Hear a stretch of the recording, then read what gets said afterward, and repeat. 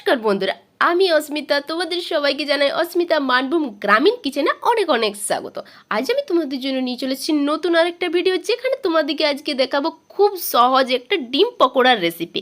এটা বানানো কিন্তু খুব সহজ আর খেতেও কিন্তু খুব টেস্টি। মাত্র 10 মিনিটের মধ্যে এই পকোড়ার রেসিপিটা তৈরি হয়ে যায়।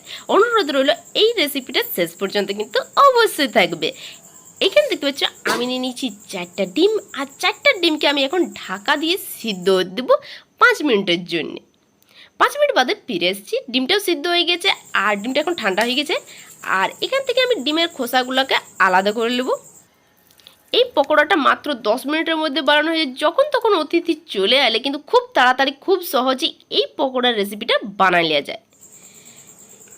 এইবারে আমি এই যে ডিমের সাদা অংশটা হালকা করে একটু ছুরি দিয়ে কাটে নিয়ে ডিমের সাদা অংশ থেকে কুসুমটাকে আলাদা করে নিচ্ছি। এই রেসিপির জন্য কিন্তু এই দুটো পার্টকে আলাদা করা অবশ্যই দরকার। হালকা করে একটু কাটি দিলেই সাদা অংশটা থেকে কুসুমটা কিন্তু আলাদা হয়ে যাবে। এখানে কিছু কুসুমগুলোকে আলাদা করে নিয়েছি, আর কুসুমগুলোকে আমি এখন তুলে অন্য পাত্রে রেখে দেব। এবার ডিমের সাদা অংশগুলোকে আমি কাটে নেব। এখানে দেখতে পাচ্ছ একটু ছোট ছোট করে কাটছি, একটা ডিম 4টা অংশ করছে, তারপর একটু ছোট ছোট করে ছুরি চালাই দিলে ছোট ছোট হয়ে যাবে। আর যেটা একদম পারফেক্ট শেপে কাটতে হবে এটারও কোনো মানে নয়। এখানে আমি এরকম ছোট ছোট করে কাটে নিয়েছি, দেখতে পাচ্ছি একদম পারফেক্ট শেপের হয় নাই, কিন্তু এরকম করে কাটে দিলে ছোট বড় সব টুকরাই কিন্তু পাওয়া যাবে।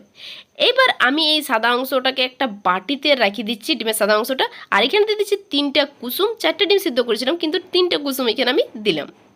আর দিয়ে দিচ্ছি 2 চামচের মতন বেসন। এখানে দিয়ে দিচ্ছি স্বাদ মতো নুন, ভাজা জিরার গুঁড়া হাফ চামচ গরম মশলার গুঁড়া, হাফ চামচ লঙ্কা গুঁড়া, হাফ চামচেরও কম হলুদ গুঁড়া। আর এখানে একটা পেঁয়াজ আর 2টা কাঁচা লঙ্কাকে কুচি করে নিয়েছিলাম, এখন পেঁয়াজ আর কাঁচা লঙ্কার কুচিটাও দিয়ে দিয়েছি। এইবার দিয়ে দিচ্ছি 2 চামচের মতন কর্নফ্লাওয়ার না থাকলে তোমরা চালের গুঁড়া ময়দাও দিতে পারো। এবার খুব ভালো করে আমি এখানে মাখিয়ে নেব। প্রথমে কিন্তু আমি শুকনো অবস্থায় মাখিয়ে নেব। খুব ভালো করে সবগুলোকে হাতে কুসুমগুলোকে ভাঙে টুকরা করে নিয়ে বাকি সব কিছুর সাথে মেশাই নেব। আর এইটা এরকম হাতেই তোমাদেরকে মাখিয়ে নিতে হবে। প্রথমে মাখিয়ে নিয়ে পুরো ভালোভাবে মাখিয়ে নেবে। তারপর কিন্তু এখানে খুব সামান্য, আমি এখানে দেখতে পাচ্ছি মাত্র 2 চামচের মতন পানি দিয়ে এটা মাখিয়ে নিচ্ছি। এটা বেশ ভালো করে মাখতে হবে। যখন এটা মানে এমনভাবে মিশ্রণটা তৈরি হবে যে এই কুসুমটা হাতে যখন তুমি দলা পাকাবে যাতে না ভাঙে যায়, তাহলে তখন জানবে যে এটা পারফেক্ট হয়ে গেছে।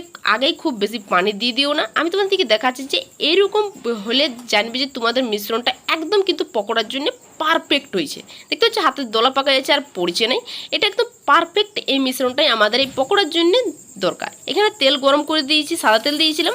এবার পকোড়াগুলো আমি ছেড়ে দেবো। প্রথমে তেলটাকে আমি গরম করে দিয়েছিলাম, তারপরে আঁচটাকে একদম লোতে রেখে নিয়ে আমি পকোড়াগুলো ছাড়ছি। পকোড়াগুলো সব দেওয়ার পর আমি হালকা একটু লো টু মিডিয়ামে রেখে নিয়ে এই পকোড়াগুলোকে সব ভাজে নেব। এক পাশটা যদি যখন লাল লাল হয়ে যাবে তখন আমি উল্টায় নেবো, দিয়ে এরকমভাবে 2 পাশটায় উল্টায় লাল লাল করে ভাজে নেব। আর এটা আমার একটা ব্যাচ ভাজতে মোটামুটি 5 মিনিটের মতন সময় লেগেছে। 2 পিসটায় ভাজতে 5 মিনিটের মতন সময় লেগেছে। দেখতে পাচ্ছ খুব সুন্দর একটা কালার চলে এসেছে আর পকোড়াগুলো আমাদের রেডি হয়ে গেছে। এখন পকোড়াগুলোকে আমি তুলে নেব। আর এটা শুনতে পাচ্ছি আওয়াজটা যে কতটা ক্রিস্পি হয়েছে। এটা বানাইলে খুব সহজ। যে হাতের সামনে কিছু না থাকলে কোনোদিন পকোড়া খেতে মন গেলে এরকমভাবে খুব সহজে তাড়াতাড়ি ঘরে তৈরি করে নিতে পারো এই পকোড়াগুলো, ডিমের পকোড়া। আর এটা সস বা চায়ের সাথে খুব সুন্দর লাগে। আর এটা ছোট বড় কিন্তু সবারই একবার বানাবে, সবারই খুব প্রিয় হয়ে যাবে। দেখতে পাচ্ছি এরকম করে সব পকোড়াগুলোকে ভাজি নেবো আমি। ভিডিওটা যদি ভালো লাগে থাকে তাহলে অবশ্যই কিন্তু লাইক করবে। তোমাদের একটা লাইক আমাকে নতুন আরেকটা ভিডিও বানাতে কিন্তু অনেক অনেক উৎসাহ করে। কমেন্ট করে জানাবে যে ভিডিওটা কীরকম হয়েছে।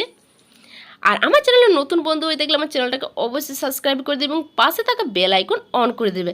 এরকম নতুন নতুন টেস্টি রেসিপি দেখতে হলে আমার চ্যানেলটাকে তো সাবস্ক্রাইব করতে হবে এবং বেল নোটিফিকেশান অন করে দেবে, যাতে তোমাদের জন্য যখনই নতুন কোনো ভিডিও নিয়ে সবার আগে যাতে তোমাদের কাছে নোটিফিকেশান